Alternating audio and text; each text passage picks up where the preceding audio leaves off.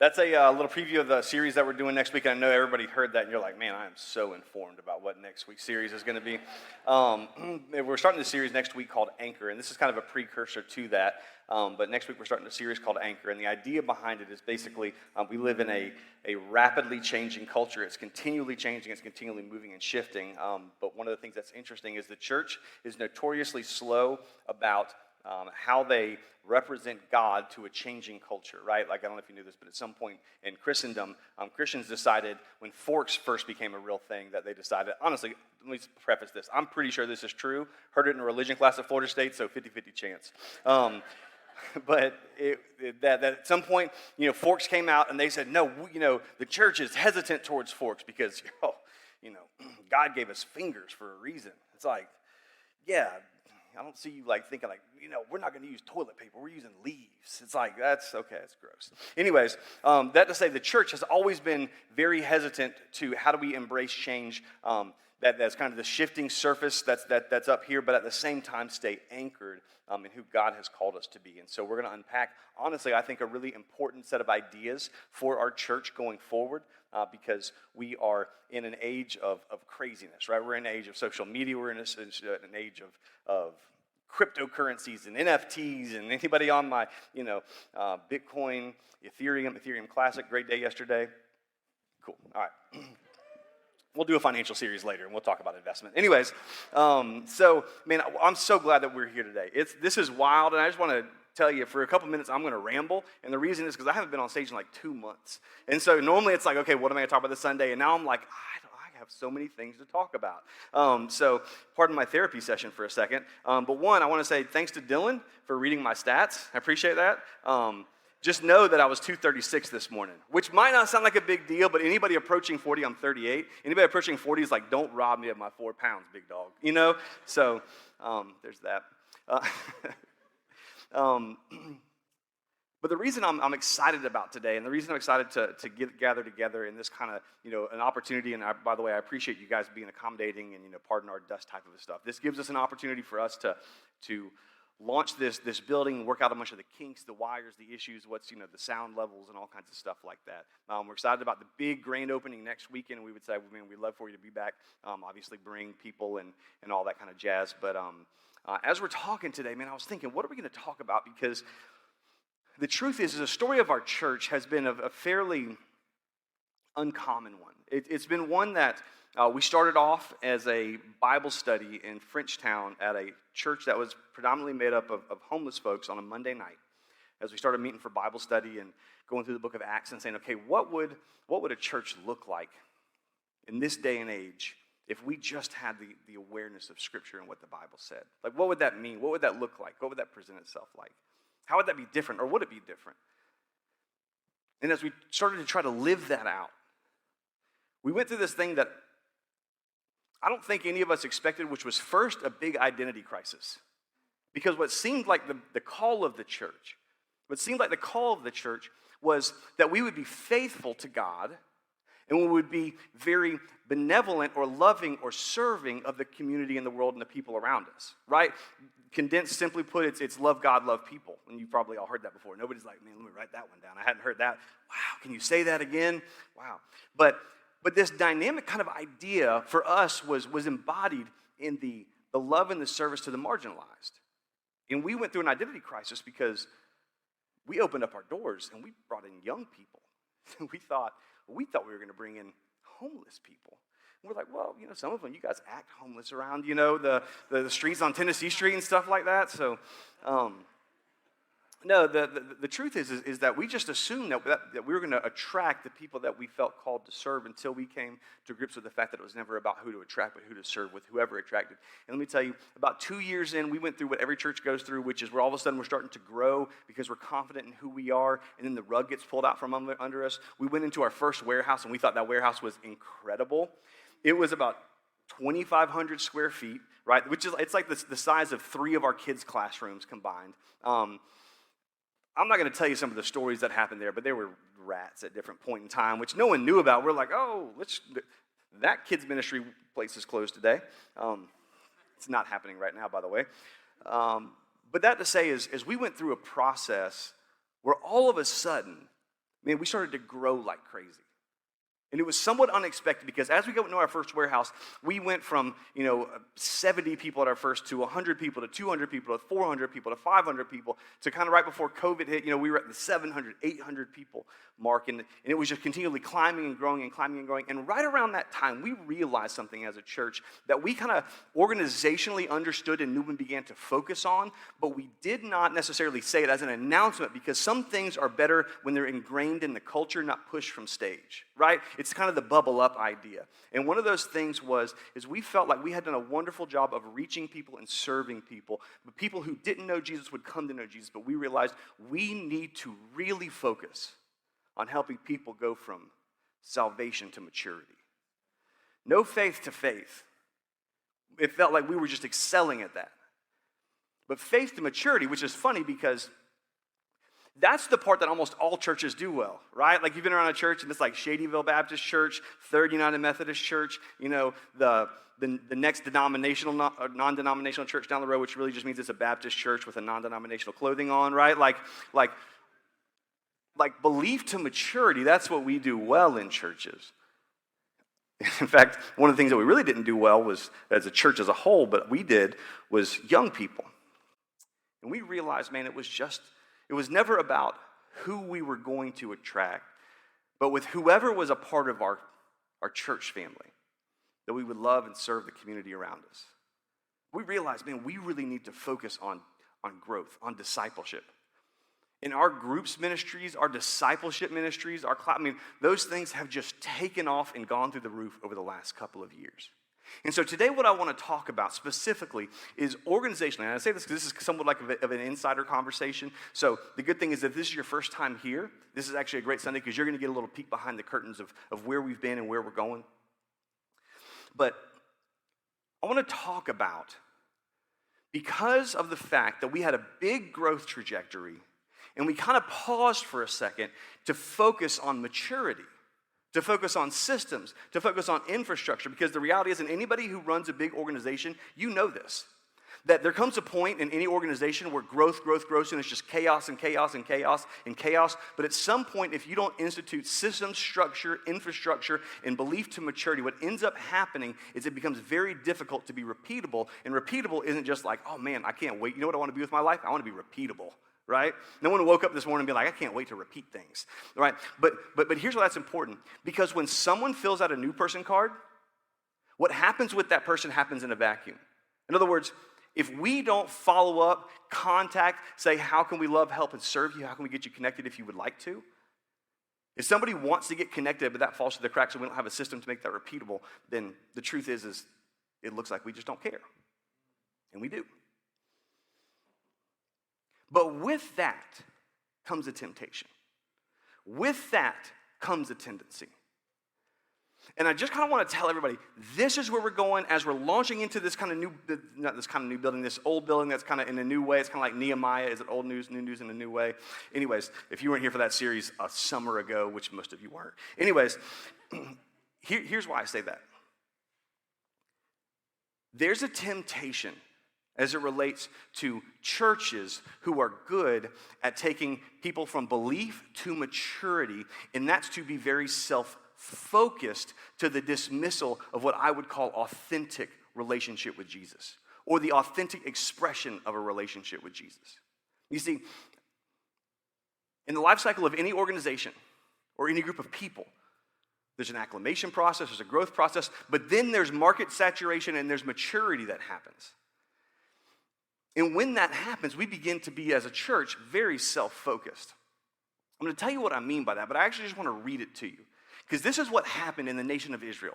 Before Jesus walked on planet Earth, the nation of Israel were God's chosen people. They were the God squad in the Old Testament. And as the God squad of the Old Testament, they had a long, kind of checkered history with God. Times that they were faithful, times that they were wildly unfaithful. Times that they said, God, we're all about you. Times that they say, basically, God, who are you? Honestly, not too different from us. And so as they would go on, God would correct them. And we're going to read one of the corrections that God has for them. It's in Isaiah chapter 58. Isaiah is prophesying. Prophesying is God saying, this is a message I have for the people through a person. And so the prophet Isaiah says this in Isaiah chapter 58, verse 2. He says this. He says, yet they seek me daily, and they delight to know my ways. Talking about the nation of Israel. He says, these people on the surface, man, it looks like they seek me daily. It looks like they're all saying, God, where are you? We want to see you. We want to see you move. We want to see you do something. We want to see you move in our city. It seems like they seek me daily. And they delight to know my ways, as if they were a nation that did righteousness and did not forsake the judgment of their God.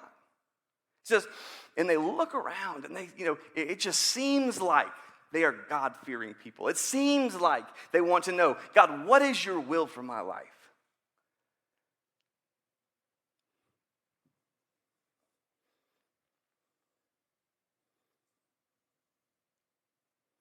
They ask of me righteous judgments, and they delight to draw near to God. But there's a problem in verse 3. Why have we fasted, and you see it not? We have humbled ourselves. This is them kind of talking to God. And you take no knowledge of it. Behold, in the day of your fast, you seek your own pleasure. He says, their prayer is, God, we want to know what you want. God, we want to know your will. God, we want you. We want to see this. We want to see you. And God said, but there's a problem. Because when you do that, when you're saying all that, and you fast and you pray and you fast and you pray, and you just kind of look around and you say, but the problem is I do all of this religious activity, but I just don't see God. Let's be honest. For some of us, that was our growing up in church. Just a tremendous amount of religious activity. But it seemed like in all the presence of the activity of the religious system, there was a total lack of the presence of God. And so you know about God, but you don't know God. You know of people who have talked about God, but you have not experienced God for yourself. Like I'm talking about just the incredible, overwhelming, redemptive power of God in your life. You see, this is the message of the gospel. It's that you and I innately are woefully sinful. I mean, terribly broken. And we all are. You want to know how I know you're broken? Because I am. And you listen to me talk, right? What does that say about you? Now, the funny thing is about that is that though we all know that, we try to present ourselves to God as saying, God, I'm good enough. God, I'm good enough. God, I'm good enough. Right, God, I attended. God, I don't know if you know this or not, God, but God, you're God, so I'm sure you know this. But last night, man, I was walking and I stepped on a Lego, and God, I didn't even cuss. God's like, wow, are you serious? Man, I didn't realize I was in the presence of a saint right now. So we try to present ourselves as holy to God. But the gospel says the opposite. What the message of Jesus, and if you haven't heard this, this is huge. What the message of Jesus says is simply this, is that we as people are broken in that God is holy. God is holier than anything we could ever imagine. He is the limitless, the ultimate, the incredible God.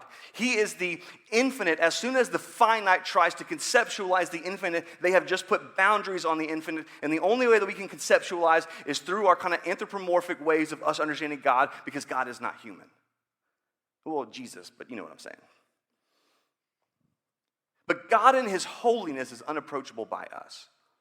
Because of our sinfulness, because of our brokenness. And Jesus looked at us and said, the point isn't for you to prove your way to me. The point of this is that you would understand in your brokenness, I have made a way. The ultimate, unlimited, limitless God of the universe has died on the cross. That because of the separation from my sin to his holiness, Jesus provided forgiveness in the same way that if my son who's 4 and my daughter who's 6, if my son punches my daughter in the face, or more likely my daughter punches my son in the face, right? And mom's not home this weekend, so there's a good chance that's happened. Dad's like, all right, well, let's just see how this unfolds, you know?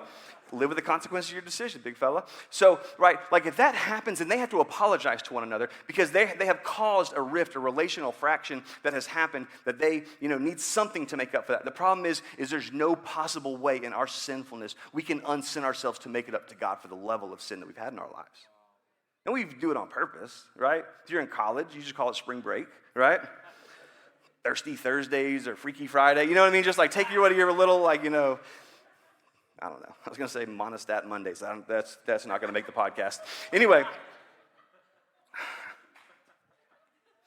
See, Dylan said pray for him. He meant pray for Ben. But here's the reality. Here's the reality. We can't make it up to God, and we were never supposed to. In fact, the reason that we live for God as Christians isn't to make God happy with us. It's because through Jesus, God is happy with us. And the problem is in the church world, we get so focused on ourselves that we think we are the righteous ones. And you know what happens when we think we're the righteous ones? We treat people terribly. Somewhat unintentionally, but most times just categorically. This is what he said.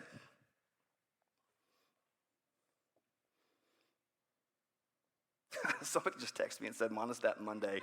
The bunch of the problem is we only have one sermon, one service this week too, right? So it's not like on the podcast we're like, oh, we didn't say that. Anyways, he says, behold, you fast only to quarrel and to fight and to hit with a wicked fist. Fasting like yours this day will not make your voice heard on high. Sorry, I missed the end of verse 3 where it says, behold, in the day of your fast, you seek your own pleasure and you oppress all your workers.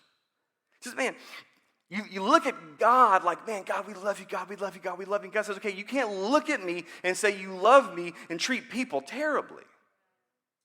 You just simply can't. I'll tell you why in a second, but I want to keep reading what he says. He says, is such the fast that I chose a day for a person to humble himself? Is that all it's all about? Sunday. We just come to Sunday. Yeah, I'm going to church on Sunday. That's fine. Yeah, I'm going to church Sunday. We're going to praise. We're going to worship. I'm going to close my eyes. I'm going to bow my head and act humble for a day. He says, is that what God's called us to? Is it to bow his head like a reed and to spread sackcloth and ashes under him? He says, well, you call this a fast and a day acceptable to the Lord? Culturally, we don't really do that, right? Anybody's like, man, I just got done with some sackcloth and some ashes in the car. Glad we're talking about this. But the point is they put on a really good religious facade. They put on a really good facade that gave the appearance of deferential attitude and posture towards God. That God, we're going to defer to you. We want to honor you. But here's what he says. Is not this the fast that I choose?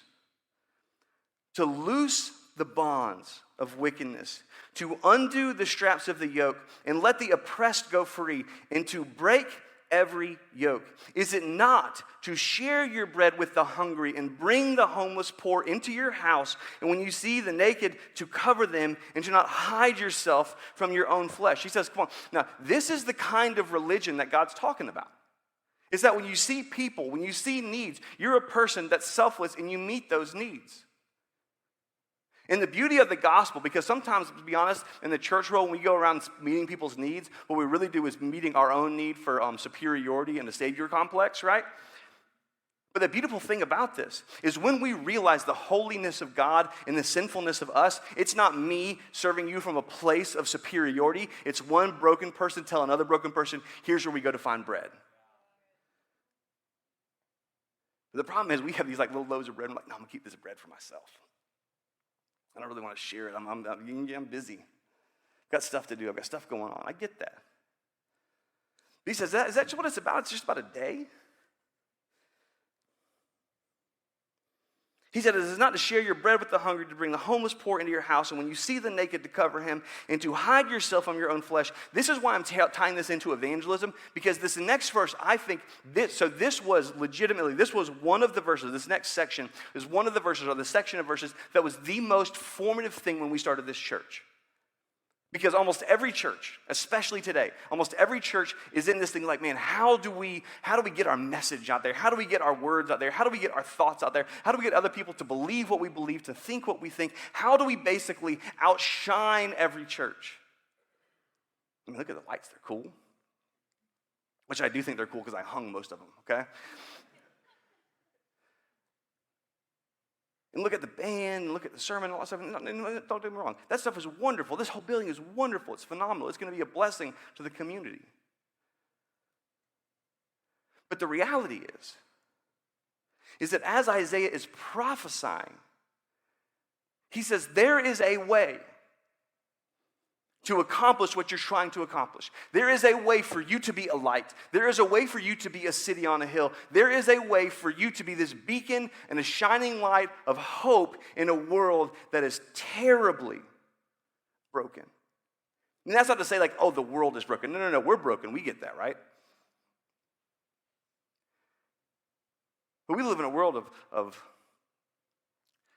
suffering. We live in a world of chaos.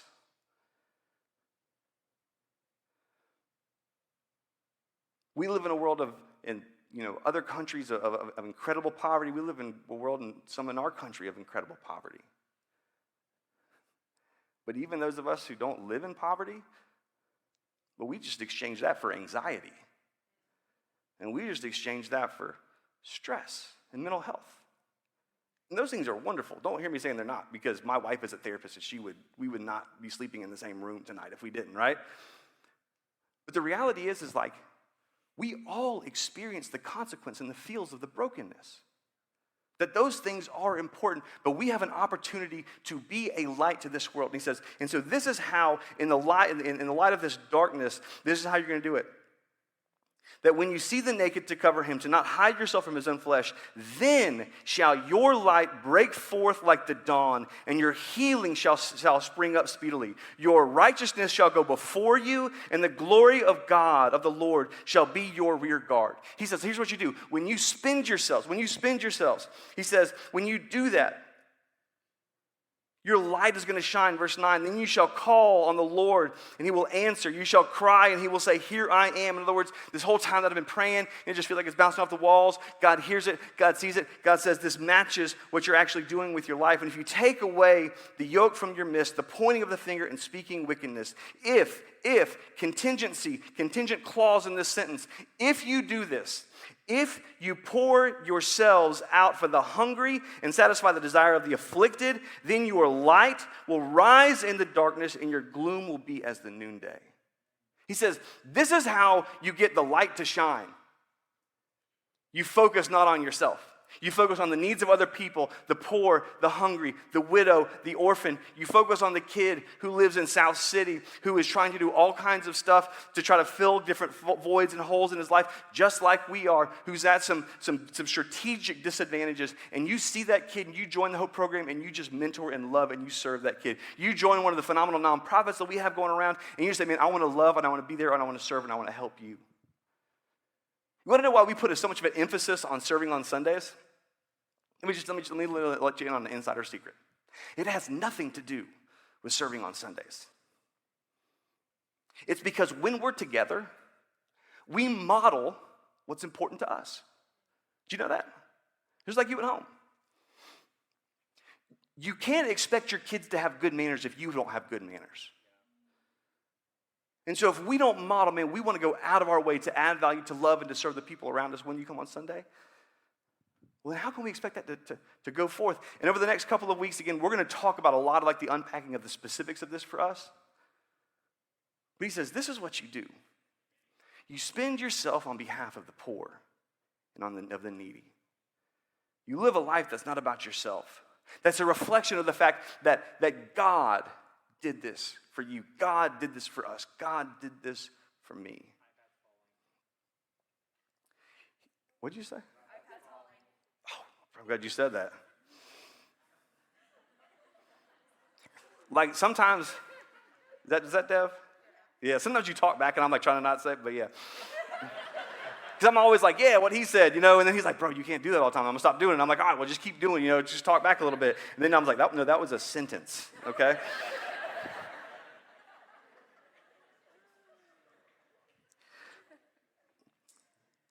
We get to the heart of this. There's two big kind of directional things for us. Number one is this. We have focused on maturity. We're going to continue to do that. We want to be the fullness of a church that has a passionate love for God, a passionate love for people. And we help people who don't know Jesus come to know Jesus. We help take them from belief to maturity, from non-belief to belief to maturity, and we love and we serve the people around us. But there is a temptation. There is a temptation to want to make it about our preference. Well, I don't like the music anymore. Well, I don't like the lights anymore. Well, I don't like, just the feel, and just kind of feels like a big church. I'm sorry we're reaching people. Should we stop? Right? Like go therefore and make disciples of some nations until it gets uncomfortable. And then you should probably just chill out a little bit.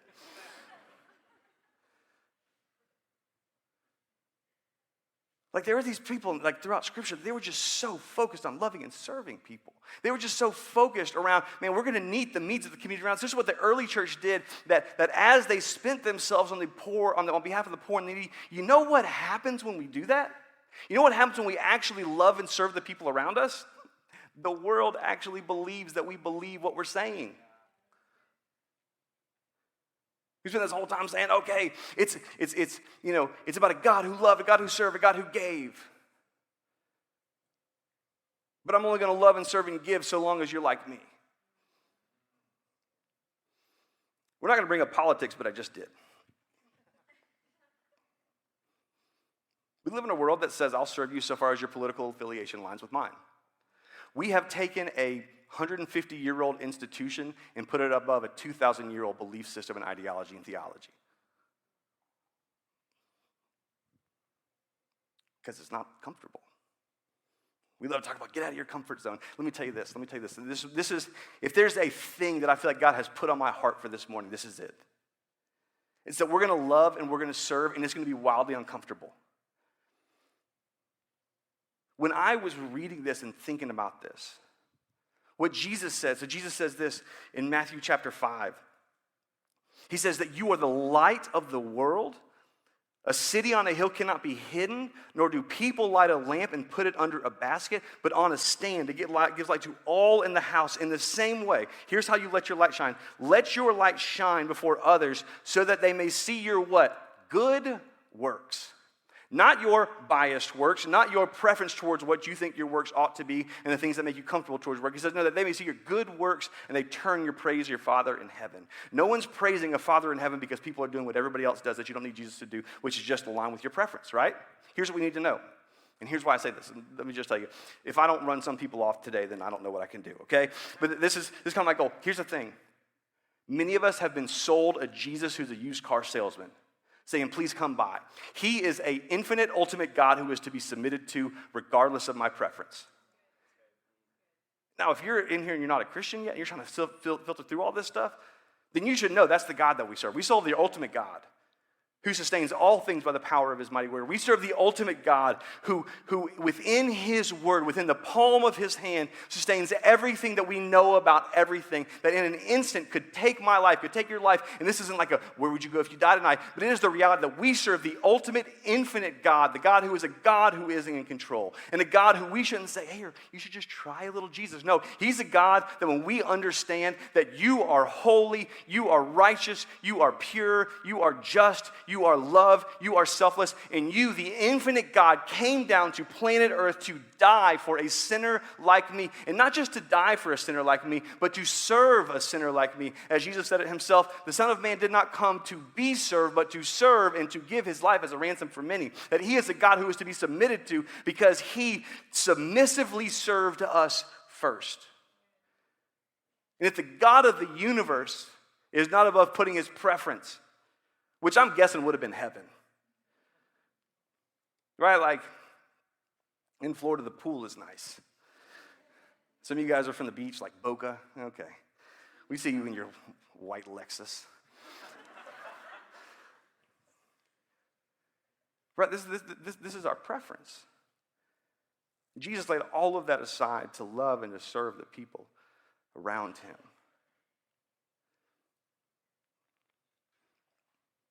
And we have a God. We have a God who does not ask us to do anything that he didn't do first. But we have a God who is to be submitted to and served. Let me tell you, the vision of our church is still the vision of our church that it started off with. That we would love God, passionately love God. That we would be bent on making disciples, helping people who don't have faith, and helping people who have faith to have a level of maturity or to continue to grow with Him in sanctification. And beyond that, to be the church that loves their neighbor as their self, whoever their neighbor is.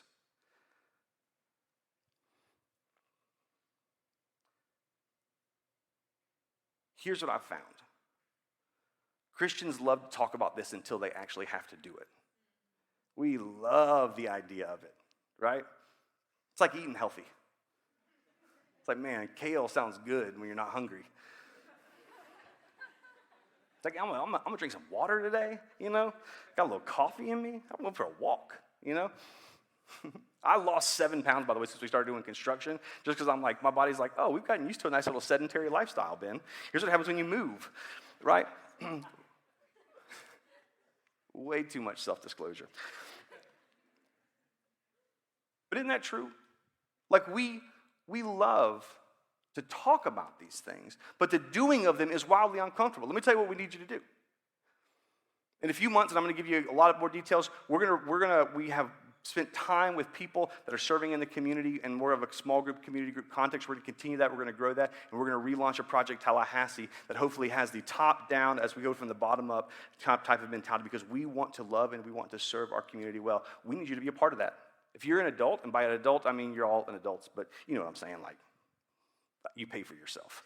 Just kidding. No, well, I'm not, but I am. If you're like, I'm gonna say 28, 30 or over, we need you to serve. We need you to serve on Sundays. We need people to see that there are older people here.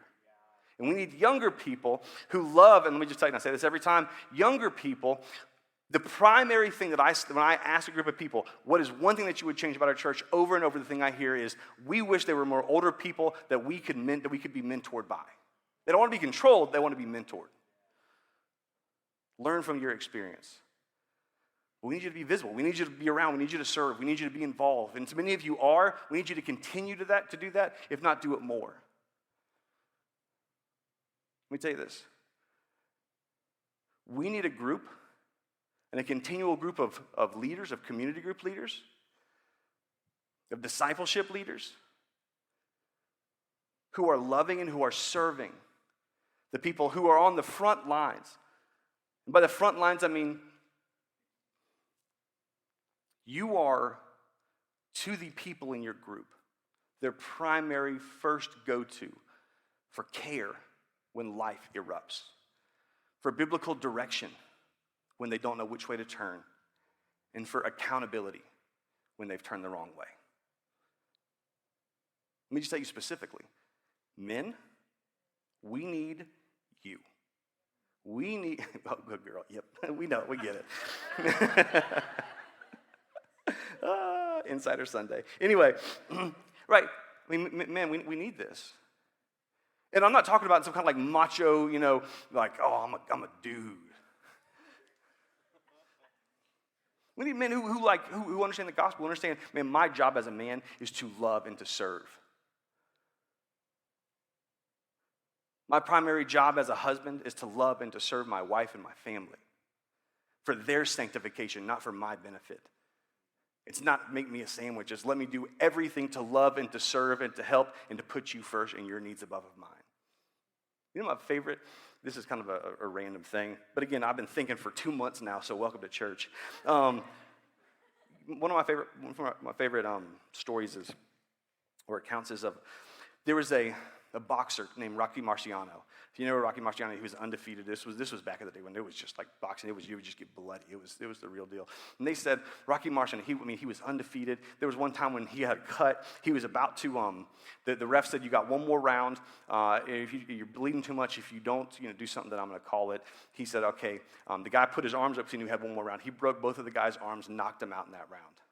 They said he had the softest handshake on planet Earth. But it was terrifying because he didn't have anything to prove. you knew he could kill you if he wanted. We need men who are winsome enough, confident enough to put themselves second, to serve the other men, the younger men who need an example of that. Because many of you were like many of us that did not have a great example of that as a father growing up. We had a dad, for sure, and he was awesome, did the best he could. But probably didn't love Jesus like he needed to. And we need you to be that. Women, to be honest, y'all kill it. Like, we need you guys to do something too, but if there's like a totem pole of like who does what, honestly, you guys are pretty good. And I don't just say that because I mean, y'all do awesome. Y'all join groups. Y'all talk about stuff. Which guys were like, talk about stuff. What are we talking about, right? Like, no. You join groups. You're in community with each other. You love and that you serve. And here's what we need you. We need you to do that, and we need you to continue to do that more and more and more and more and more. Because here's what I'm convinced of more than anything else. That as the women and the men and the people in the church of God actually live into this, actually spin themselves, put their preferences, put themselves aside and say, we serve a God who so loved us, he put heaven aside to come and find us when we were so not worthy of finding. It's not like he's like, oh man, that's as awesome, here's this treasure, let me go uncover this, like, because you guys are so cool and so interesting. He says, no, you guys are like grasshoppers, and he sits enthroned above the circles of the earth, and God of the universe sent his son to die for some grasshoppers. I love my son, and I would not spare a single grasshopper for my son. But God did. And people who get that, people who say, God, because you have done that for me, I'm going to do the same thing. People who love, people who serve, people who, whether it's through the church, whether it's through nonprofits, whether it's through ministries that we have, whether it's through just, you go and you love and you serve and you foster. You love and you go and you serve and you adopt. You love and you go and you serve and you do whatever it is that God has called you to do. Here's what I know. We cannot stake this church on the coolness of our ministry, but it must be on the presence of God, the gospel of Jesus, and the love and the service to the world around us. And if we don't do that, we will be an incredibly mediocre church. Some of you guys thought I was going to say, we're going to die. No, we'll be fine. To be honest, look, honestly, how many churches are there like that, right? They're still open. So if it was about staying open, congratulations, we're open. If it was about getting big, congratulations, we're big. We want to love and serve and reach people in the name of Jesus and reflect who he is. A God who loves, a God who serves, a God who gives, a God who gave, a God who sacrificed. Let me ask you this. I'm just going to close with this, and this will be case in point. If you're in here and you're struggling with faith, if you're in here and you're not really sure where you are and what you believe, here's my guess, and I don't know you, or maybe I do, but here's my guess about your story. Somewhere along the way, what got in the way of Jesus was not Jesus. It was the people of God. What got in the way wasn't that you read this document that said there's a God who loves you, who gave everything for you. We didn't deserve it. Nah, I don't want that. It was a bunch of people who usually get in the way. And let me tell you, because of our brokenness, we're never going to get this perfect. But I want to be a part of a church who loves the process of pursuing that, of pursuing him, and who embodies him. And now when people interact with the followers of Jesus, they say, that's different. If you're not a Christian, here's my question to you. How much differently would you think about God if people who said that they followed Jesus actually did this? If they just weirdly disagreed with people, but selflessly, sacrificially loved and served them regardless. In a way that was inexplicable. It didn't make sense. Why would they do that? If instead of seeing the church, you didn't see hypocrisy, you saw integrity. Instead of seeing people who honestly, and especially in the church world, create this sense of ego and self-righteousness, saw humility and service. But not in a way that they actually thought less of themselves, It's better than that. In a way that they realize the value that they have because of who God is and what God did for them and for us. My guess is that if you saw that, if you saw Christians who actually did this, you would perhaps be more interested in becoming a Christian. I'm just going to dare to say, you'd probably be open to Jesus. Perhaps the reason that you're here is because you experienced somebody like that. In a sea of mediocre Christianity, you met somebody who was different. You met somebody who embodied Isaiah. You met somebody who, I'm just going to read this verse and then we're going to close. If you pour yourselves out for the hungry, like Jesus did, and satisfy the desire of the afflicted, like Jesus did, then shall your light rise in the darkness like Jesus did, and your gloom be as the noonday. I want to be a part of a church who is fiercely devoted to loving God, making disciples, and being great neighbors, and serving the needs of the poor and the widow and the orphan. A church who looks like Jesus. That is the direction of our church. That is where we're headed. And at times it's going to be uncomfortable, but I don't care. At times you're going to want to push back, but I don't care. The greatest thing that we can do is to be a representation of who Jesus is to the world around us, and that is going to be terribly uncomfortable. But the group of people that changed the world was always a group of people who did it anyways, because they realized that's what God did for us. Let's pray. Jesus, I ask and I pray. I know that I struggle to embody the things that we just talk about. I know that we all struggle to embody the things that we just talked about. But God, would you help us? Would you make us into a group of people who pours themselves out? Would you make us into a group of people who loves and who serves? And would you help people to see that all over our city, all over the state, perhaps all over the world? Would you help people to see that the way that we love, the way that we serve, and not see us and think, man, those people are cool, but that they would turn and God praise you, our Father in heaven, that our light would shine like the noonday, that you would make us a city on a hill. God, I pray for the future of our church, for the now of our church, for the people of our church, that you would make us into a group of people who are so obsessed with you, Jesus, that we are transformed into your likeness and we are uncomfortable. But God, good grief, were you uncomfortable on the cross? But that we would lay down our lives for the most important thing we could ever lay our lives down for, which is for the glory of God, the service of the people of God, the love of our neighbor, and salvation to the nations. God, you are a God to not be sold, but a God who reigns supreme and is who is to be submitted to. So God, I pray in advance for the places of discomfort.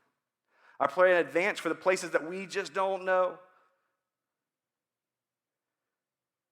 The times and the areas, the times when we want to pull back and be selfish instead of selfless. God, would you give us the wisdom in those moments to see clearly how you, Jesus, would act, love, and respond. And as we do that, I pray that an entire generation of people would see you. That lives would be changed, families would be changed, kids would be changed, grandkids would be changed, and future generations would be changed. As we spend ourselves on behalf of the people that you, Jesus, spent yourself for. God, would you help us to be a light, to be a city on a hill, and that people would come to know you as they see you through us. It's in your name, Jesus, we pray. Amen.